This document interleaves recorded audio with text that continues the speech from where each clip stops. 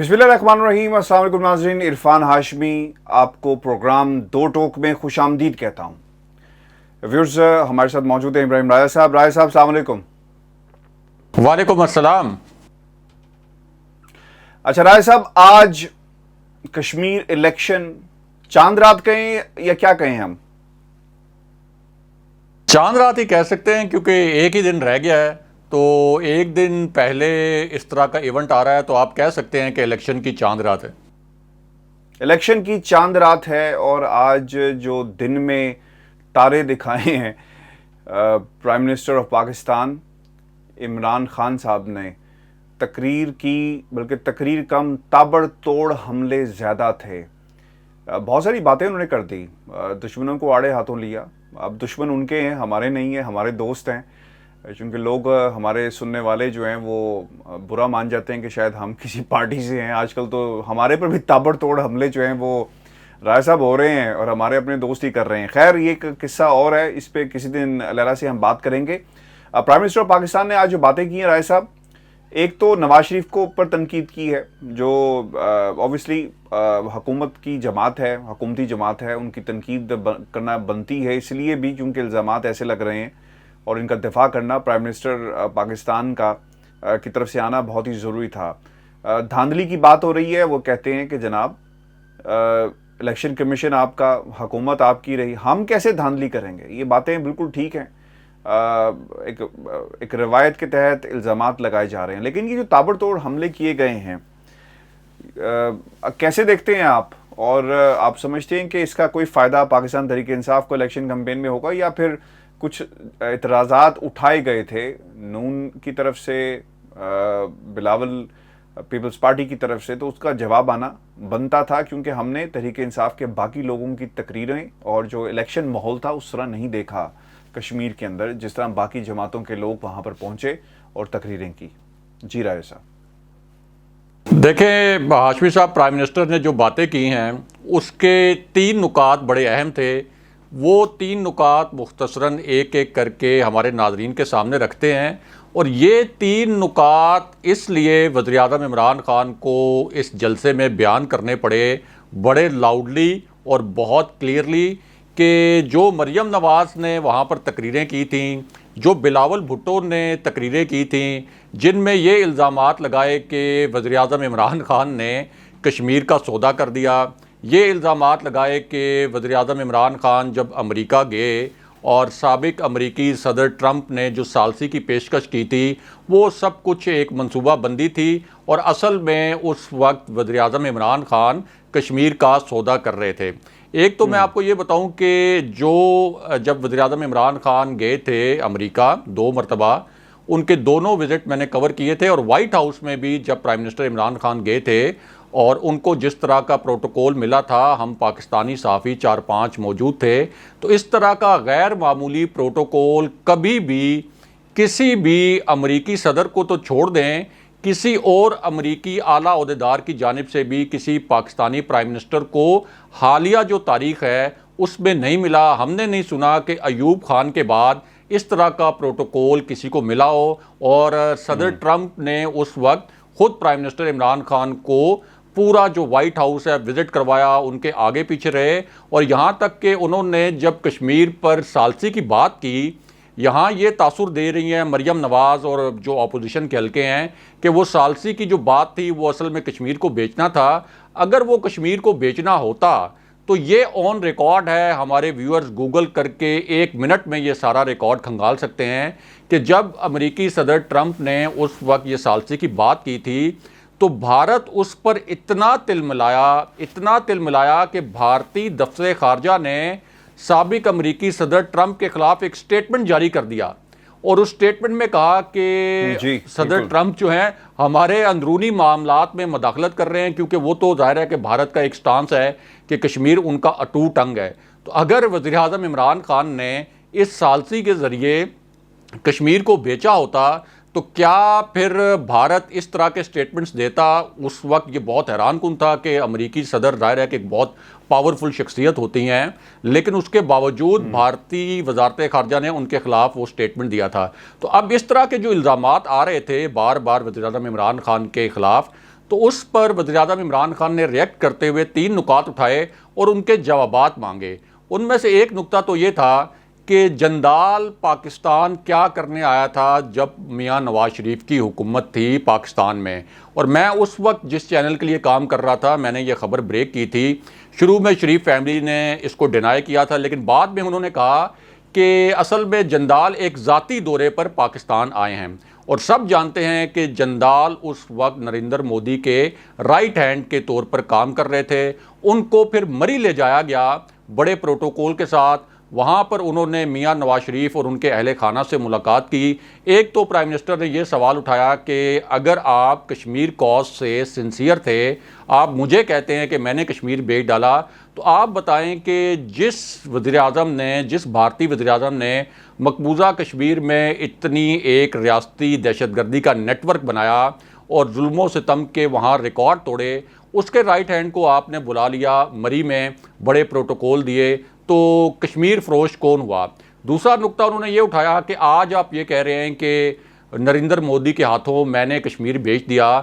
آپ مجھے بتائیں کہ یہی نریندر مودی جس کے متعلق اب آپ الزامات لگا رہے ہیں مجھ پر، یہ نریندر مودی آپ کی خاندانی شادیوں میں کیا کرنے آیا تھا؟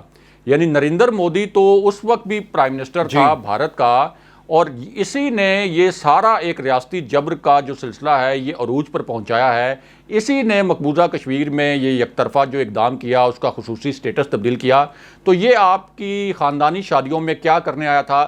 اب آپ ذرا بتائیں کہ کشمیر فروش آپ ہیں یا میں ہوں؟ پھر تیسرا نقطہ انہوں نے یہ اٹھایا کہ آپ نے، یعنی ان کا اشارہ میاں نواز شریف کی جانب تھا، آپ نے کھٹمنڈو میں ملاقات کی، ایک خفیہ ملاقات اس وقت نریندر مودی سے، اور بھارتی جو معروف صحافی ہیں برکا دت، انہوں نے اس ملاقات کا بھانڈا پھوڑا، اور انہوں نے کہا کہ ایک تو بس شیک ہینڈ جو کیمروں کے سامنے ہوا تھا، لیکن پردے کے پیچھے 1 گھنٹہ ملاقات ہوئی تھی ایک ہوٹل کے اندر سابق وزیر اعظم نواز شریف کی اور نریندر مودی کی، اور یہ ملاقات بھی لائن اپ کس نے کی تھی؟ اسی سجن جندال نے، جو بعد میں ٹریول کر کے اسپیشل پروٹوکول کے تحت آیا تھا پاکستان، اور وہ خود بھی ایک خفیہ طریقے سے اپنی شناخت چھپا کر کھٹمنڈو گیا تھا، اور 1 گھنٹے تک وہ ملاقات ہوتی رہی، جس کو بھارتی میڈیا سے بھی پہلے چھپایا گیا اور پاکستانی میڈیا کو تو اس کی بھنک ہی نہیں پڑنے دی گئی، یہاں تک کہ پاک فوج سے بھی اس ملاقات کو چھپایا گیا۔ یہ کوئی پرائم منسٹر عمران خان نے اپنے پاس سے یہ الزام نہیں لگایا۔ اگر ہمارے جو ناظرین ہیں وہ گوگل کر کے برکھا دت کی یہ کتاب بھی پڑھ لیں، ان کو ساری یہ پورا جو سیکونس ہے سمجھ آ جائے گا کہ کس طرح سے یہ خفیہ ملاقات پلان کی گئی تھی۔ اور پرائم منسٹر عمران خان نے کہا کہ ایک ایسا وزیر اعظم میاں نواز شریف ایک ایسے وزیر اعظم تھے جو اپنی فوج سے چھپا کر ایک دشمن ملک کے وزیر اعظم سے خفیہ ملاقاتیں کر رہے ہیں، اپنے میڈیا کو بھی نہیں بتا رہے، پھر اسی وزیر اعظم کا رائٹ ہینڈ پاکستان بھی آ رہا ہے۔ تو ان سوالوں کے جوابات مانگے پرائم منسٹر عمران خان نے اس جلسے میں، کیونکہ ان پر بار بار کشمیر فروشی کا ایک طنز کیا جا رہا تھا۔ اب ہونا تو یہ چاہیے کہ مریم نواز کی جانب سے یا شریف فیملی کی جانب سے اس کا ڈینائل آئے، وہ ڈینائل دیں کہ جندال پاکستان نہیں آئے تھے، اور اگر وہ آئے تھے تو کوئی ایسا آفیشیل وزٹ تھا جس کی تفصیلات اس وقت منظر عام پر نہیں لائی گئیں، آج تک منظر عام پر نہیں آئی، تو آج وہ منظر عام پر لے آئیں۔ آپ کو پتہ ہے کہ ایک بہت بڑے سٹیل ٹائکون ہے، شریف فیملی کا بھی سٹیل کا بہت بڑا بزنس رہا ہے، اب بھی ہے، تو اس حوالے سے اس وقت بھی اس ملاقات پر بڑے سوالات اٹھے تھے۔ پھر یہ ڈینائی کریں کہ برکا دت نے جو اپنی کتاب میں لکھا وہ جھوٹ لکھا تھا، کوئی ایسی ملاقات نہیں ہوئی، اس کو بھی ڈینائی کریں، بلکہ بھارت میں کیس کر دیں برکا دت پہ کہ آپ نے ہماری ریپیوٹ کو ڈیمیج کیا ہے، ایسی تو کوئی ملاقات نہیں ہوئی، لیکن اس کا بھی کوئی ڈینائل نہیں آیا۔ تو یہ آخر آپ جب انتخابی کیمپین کرتے ہیں تو اگر آپ پہ کوئی الزامات لگیں گے تو آپ ان کے جوابات بھی دیں گے۔ پرائم منسٹر کے یہ جو آپ نے الفاظ استعمال کیے کہ تابڑ توڑ حملے، ان تابڑ توڑ حملوں کے پیچھے اصل کہانی یہ تھی، اور پرائم منسٹر نے یہ 3 نکات بیان کیے۔ دوسرا جو آپ نے کہا کہ تابڑ توڑ حملے جو ہیں وہ کبھی کبھی صحافیوں پر بھی ہوتے ہیں، آپ نے اپنی اور میری اور اس پروگرام کی مثال دی۔ دیکھیں، صحافی کا کام ہوتا ہے حقائق کو سامنے لانا، وہ حقائق کبھی کسی ایک فریق کے لیے تلخ ہو سکتے ہیں، کسی دوسرے کے لیے تلخ ہو سکتے ہیں، کبھی ایک کے لیے خوشائند ہو سکتے ہیں. یعنی اگر ہم پاکستان کے سیاق و سباق میں بات کریں، ہو سکتا ہے ہم کبھی ایسے حقائق لے کے آئیں جو ہماری فوج کے لیے، اسٹیبلشمنٹ کے لیے تلخ ہوں، کبھی وہ پی ٹی آئی کے لیے تلخ ہوں، کبھی نون لیگ کے لیے تلخ ہوں، کبھی پیپلز پارٹی کے لیے تلخ ہوں. تو اس سے صحافیوں کو اس قسم کے تابڑ توڑ حملوں کی کوئی پرواہ نہیں ہونی چاہیے، بلکہ یہ تو ایک تمغہ ہوتا ہے، یہ تو اعزاز ہوتا ہے، یہ اعزاز ہوتا ہے کہ اس کا مطلب ہے کہ آپ حقائق لے کر آئے ہیں. جی، تو اس کو کوئی دلیل کے ساتھ جھٹلائے، کوئی اس کے اوپر ہمیں لے کے آئے، جوابی حقائق لے کر آئے، تو پھر بات ہوتی ہے. تو اس چیز کو آپ بودر نہ کیا کریں، اگلے سیشن کی طرف بڑھیں یا کامنٹ کریں اس کے اوپر. آپ نے تو بات ہی ختم کر دی. نہیں، میں اگر آپ کی اجازت ہو، جی کامنٹ کریں تو میں یہ بات کر دوں. مجھے اچھی طرح یاد ہے کہ آپ نے صحیح کہا کہ صحافیوں کا کام جو ہوتا ہے وہ نیوٹرل رہنا ہوتا ہے. آپ جب کسی ایک جماعت کی بات کرتے ہیں تو یہ ایک تاثر سوری میں آپ کو انٹرپٹ کر رہا ہوں. اچھا، نیوٹرل رہنے کی بھی میں آپ کو تھوڑی سی اور ہمارے جو ناظرین ہیں ان کو ایکسپلینیشن دوں کہ ایک بہت مشہور معروف کوٹ ہے جس کو ہم اردو میں ٹرانسلیٹ کر کے اپنے ناظرین کے سامنے رکھتے ہیں کہ اگر ایک شخص یہ کہہ رہا ہے کہ باہر بارش ہو رہی ہے، دوسرا شخص کہہ رہا ہے کہ باہر بارش نہیں ہو رہی، تو صحافی کا صرف یہ کام نہیں ہے کہ وہ یہ کہے کہ ایک شخص کہہ رہا ہے باہر بارش ہو رہی ہے، دوسرا کہہ رہا ہے کہ بارش نہیں ہو رہی، صرف ان دونوں کا موقف رکھے. صحافی کا کام یہ ہے کہ وہ ذرا کھڑکی سے باہر جھانکے اور اگر بارش ہو رہی ہے تو بتائے بارش ہو رہی ہے، اور اگر نہیں ہو رہی تو بتائے نہیں ہو رہی. یعنی یہ نہیں کہ صرف دونوں سائڈز کا موقف رکھ کے بس یہ کہے جی میں نے اپنا کام پورا کر دیا.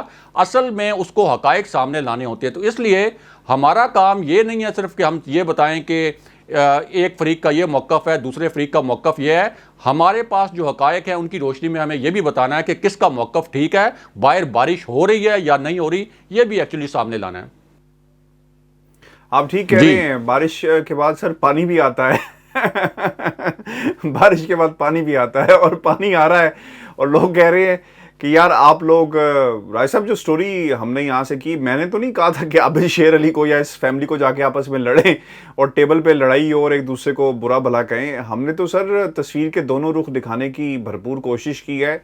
انٹرویو ہم نے عابد شیر علی کو پہلے دعوت دی تھی کہ عابد شیر علی صاحب آپ آئیں اور بتائیں ہمیں آپ کا ورژن کیا ہے. تو انہوں نے آگے سے کہا کہ اللہ تعالیٰ آپ پر اپنی رحمت کے دروازے کھول دے. تو کاش یہ بات اس فیملی کے لیے بھی اس دن جو الفاظ استعمال کیے وہ کرتے. انہوں نے ہمیں تو انٹرویو دینا مناسب نہیں سمجھا، بلکہ وہ جب براڈ شیٹ کا معاملہ ہوا تو یہ کافی تلخ لہجہ تھا ان کا، اور اس وقت ہمیں تو برانڈ کر دیا گیا کہ یہ پی ٹی آئی کا ہے. حالانکہ اس سے ایک سال پہلے جب یہ فیصل وابڈا کی پراپرٹیز کے باہر کھڑے ہو کے پوزز بنا کے، اور جو ان کے جو دوست احباب، صحافی دوست احباب ہیں جن کے ساتھ یہ وقت گزارتے ہیں، انہوں نے تو ویڈیوز تک شیئر کی کہ جناب یہ فیصل وابڈا کی پراپرٹیز ہیں اور اس کے اوپر ویڈیوز بنائیں. اس وقت تو ہمیں انٹرویوز بھی دیتے رہے اور ہمارے یوٹیوب چینل پہ وہ انٹرویوز موجود بھی ہیں. تو اس وقت تو انہوں نے نہیں کہا کہ یہ پی ٹی آئی سے تعلق ہے. تو میرا خیال یہ ہے کہ یہ برداشت کا ایلیمنٹ ہے، اور جب آپ کے حق میں بات ہوگی تو آپ بہت اچھے ہیں، اگر آپ کے حق میں بات نہیں ہوگی تو آپ کو کہیں گے کہ یار یہ پی ٹی آئی سے ہے، یہ نون لیگ سے ہے، یہ پیپلز پارٹی کا ہے. لیکن رائے صاحب آپ نے ایک بات غور کی ہے کہ یہ معاملہ پی ٹی آئی اور نون لیگ کے درمیان ہی ہوتا ہے، اور وہ لوگ جو نیوٹرل رہنے کی بھرپور کوشش کرتے ہیں انہیں بھی نیوٹرل رہنے نہیں دیتے. پیپلز پارٹی اس معاملے میں انوالو نہیں ہوتی. اس کی کیا وجہ ہے؟ آپ کو پیپلز پارٹی والے کبھی نہیں کہیں گے کہ یہ پی ٹی آئی کا صحافی تھا، یہ نون لیگ کا صحافی تھا. یہ صرف جنگ جو ہے وہ نون لیگ اور پی ٹی آئی میں صرف آپ کو نظر آئے گی. دیکھیں، اگین میں یہ کہوں گا کہ صحافی کا کام ہی نہیں ہے کہ ان چیزوں کو ہم بودر کریں. صحافی کا کام ہے کہ بس وہ حقائق لائیں، اور میں تو اس بات پہ بھی قائل ہوں کہ صحافی کا کام نیوٹرل رہنا نہیں ہے. یہ نہیں ہو سکتا کہ صرف آپ دونوں کا موقف بیان کر دیں اور آپ کو پتہ ہو کہ کس کا موقف صحیح ہے کس کا غلط ہے، لیکن آپ صرف دونوں کا موقف بیان کر کے اپنی جان چھڑا دیں. صحافی کا کام وہی ہے. اور یہ کوئی جو کوٹ ہم نے اپنے ناظرین کے سامنے رکھا کہ بارش ہو رہی ہے یا نہیں ہو رہی، یہ بتانا ہے صحافی کا کام، تاکہ وہ اپنا، ورنہ تو کوئی عام شخص بھی یہ کہہ سکتا ہے کہ مسلم لیگ نون کا یہ موقف ہے, پی ٹی آئی کا یہ موقف ہے, یا پاکستان کا یہ موقف ہے, بھارت کا یہ موقف ہے, افغانستان کا یہ موقف ہے, گورنمنٹ کا افغان طالبان کا یہ موقف ہے. لیکن صحافی کا کام ہی یہ ہے کہ وہ حقائق لائے سامنے, دونوں طرف کے موقف سامنے رکھ کے پھر بتائے کہ ان حقائق کی روشنی میں کس کا موقف ٹھیک ہے. تو وہی کام صحافی جو ہے کرتے ہیں, اس لیے یہ صحافیوں کے ساتھ روز ہوتا ہے. ہم بات کرتے ہیں جو آزاد کشمیر کے الیکشن کے حوالے سے جو لیٹسٹ ڈیولپمنٹ ہو رہی ہے اس کے اوپر, کہ کیا نظر آ رہا ہے کہ کون سی پارٹی جو ہے یہ آزاد کشمیر میں اس دفعہ حکومت بنائے گی. اس کے اوپر کچھ بات کرتے ہیں. مجھے تو آپ کی وہ پروڈکشن میرے سامنے ہے. آپ نے کہا ہے کہ سادہ اکثریت جو ہے پی ٹی آئی بنائے گی اور یہ پوزیشن بہتر ہو سکتی تھی. کام نہیں کیا, پرفارمنس نہیں تھی پاکستان تحریک انصاف کی. اگر بہتر ہوتی, اچھے جلسے کرتے تو شاید یہ ہوتا. مراد علی کو انہوں نے ٹاسک دیا, مراد سعید کو, اور دوسری طرف انہوں نے علی امین گنڈا پور کو ٹاسک دیا, لیکن وہ خود خبر بن گئے. تو پرفارمنس اس طرح کی اچھی نہیں تھی. تو آپ بتائیں نا کہ آپ تو سنا کہ وہ جا بھی رہے ہیں الیکشن کو کور کرنے کے لیے. گراؤنڈ ریئلٹی ہم گائے بگائے اپنے پروگرام دو ٹوک میں بھی آپ سے لیتے رہیں گے کہ وہاں پر کیا ہو رہا ہے. لیکن راجہ صاحب اب کیا خبریں آ رہی ہیں, چونکہ چاند رات ہے کہیں تو یہ غلط نہیں ہوگا, اب کیا خبریں آ رہی ہیں, کس پارٹی کی پوزیشن مضبوط آپ کو نظر آ رہی ہے؟ آپ کو لگ رہا ہے کہ پیپلز پارٹی کہیں نظر آ رہی ہے؟ سر الیکشن نون اور پی ٹی آئی کے درمیان تو ہوگا, پیپلز پارٹی کہاں پر ہے؟ اچھا دیکھیں, ایک تو جو 5 سال میں حکومت رہی ہے آزاد کشمیر میں مسلم لیگ نون کی, تو وہاں ایک فیلنگ یہ ہے کہ 5 سال کے اندر نون لیگ کے پاس بڑا ہیوی مینڈیٹ تھا آزاد کشمیر میں بھی, لیکن کوئی بڑے پروجیکٹس وہاں پہ شروع نہیں کیے گئے, کوئی ملازمتوں کے مواقع نہیں دیے گئے. دوسرا, چونکہ وفاق میں تحریک انصاف کی حکومت ہے, پنجاب میں بھی تحریک انصاف کی حکومت ہے, خیبر پختونخوا میں بھی تحریک انصاف کی حکومت ہے, تو اس پوری صورتحال میں یعنی ایک طرف نون لیگ کی جو وہاں پہ بیڈ گورننس تھی, دوسری جانب تحریک انصاف کو جو ایڈوانٹیج حاصل تھا, جو کسی بھی پارٹی کو حاصل ہوتا ہے جب وہ وفاق میں حکومت اس کے پاس ہوتی ہے, تو اس ایڈوانٹیج کو جو میں نے بات کی تھی کہ پوری طرح یوز نہیں کیا گیا. لیکن اس کے باوجود یہ جو پرائم منسٹر عمران خان نے جلسے کیے ہیں, اس کے باوجود پی ٹی آئی یہاں آزاد کشمیر کے الیکشن میں, اور جو مہاجرین کی سیٹس ہیں پاکستان میں 12, ان میں سب سے بڑی پارٹی پی ٹی آئی ہی ہوگی. یعنی پی ٹی آئی کے ساتھ مسلم لیگ نون اور پیپلز پارٹی کا سیٹس کے حساب سے کوئی مقابلہ نہیں ہے. کوئی ایسا اس وقت امکان نظر نہیں آ رہا کہ کوئی مسلم لیگ نون یا Peoples Party P T I سے زیادہ سیٹس لے گی. پی ٹی آئی کی سیٹس کم و بیش 20 نظر آ رہی ہیں, اور یہ بڑھ بھی سکتی ہیں. یعنی 45 میں سے 20 بھی ایک بہت بڑی تعداد ہے, کیونکہ 23 اگر وہ نشستیں حاصل کر لیں, یہ تو پھر سادہ اکثریت بن جاتی ہے. اور پرائم منسٹر عمران خان نے جس طرح کے آج 2 جلسے کیے ہیں, جن میں ایک تراڑ کھل میں کیا جہاں وہ بڑے گرجے برسے بھی, تو یہ پوٹینشیل ووٹر اگر پہنچ گیا پولنگ سٹیشن پر, تو یہ 20 سے یہ فگر جو ہے وہ 23 پر بھی جا سکتا ہے. دوسرا, پی ایم ایل این اور پیپلز پارٹی کا اس وقت اصل میں مقابلہ ہے کہ دوسرے نمبر پر اور تیسرے نمبر پر کون سی جماعت ہوگی. اور یہاں پہ ہمارے ویورز کے لیے شاید یہ بھی بات حیران کن ہو کہ بہت سے لوگ یہ سمجھتے ہیں کہ پی ٹی آئی اور پی ایم ایل این بہت کلوز ہوں گے اور کوئی بہت ٹائٹ فنش ہوگا. لیکن اصل میں اس وقت مسلم لیگ نون کے لیے اصل جو مارکا ہے, اصل جو جنگ ہے, وہ یہ ہے کہ کسی طریقے سے پیپلز پارٹی سے زیادہ سیٹس لینی ہیں. اور اس بات کا بھی امکان موجود ہے کہ ہو سکتا ہے کہ مسلم لیگ نون کی سیٹس پیپلز پارٹی سے بھی ایک آدھی کم ہو, اس بات کا بھی امکان موجود ہے. تو اس وقت پیپلز پارٹی اور مسلم لیگ نون میں جو دوڑ ہے وہ ایک دوسرے کے ساتھ ہے کہ ہم نے ایک دوسرے سے زیادہ سیٹس لینی ہیں. لیکن یہ بات بالکل عیان نظر آ رہی ہے کہ جو حکومت بنے گی آزاد کشمیر میں وہ تحریک انصاف کی ہی بنے گی. اگر یہ کیمپین تھوڑی سی اور پہلے شروع کر لی جاتی تو جتنی اکثریت تحریک انصاف کو مل سکتی تھی, شاید انہوں نے وہ ایڈوانٹیج لوز کیا ہے, لیکن اکثریت اب بھی تحریک انصاف کے پاس ہی ہوگی, اور حکومت بھی تحریک انصاف ہی بنائے گی. بہت شکریہ راجہ صاحب. ویورز, یہ ہمارا آج کا شو تھا, کمپریہنسو انالیسس آپ کے سامنے رکھا ہے. ابراہیم راجہ صاحب ول بی ان کشمیر, اور وہاں سے ہمیں گائے بگائے ہم کوشش کریں گے کہ وہاں سے کچھ ٹرانسمیشن بھی آپ کے لیے لائیو کر سکیں اف اٹ از پاسبل. اور کچھ کوشچنز ہوں اس الیکشن کے حوالے سے ضرور بھیجیے گا. Will try to answer those questions. اپنا خیال رکھیے گا, اجازت دیجیے, اللہ نے کے بعد. हैं।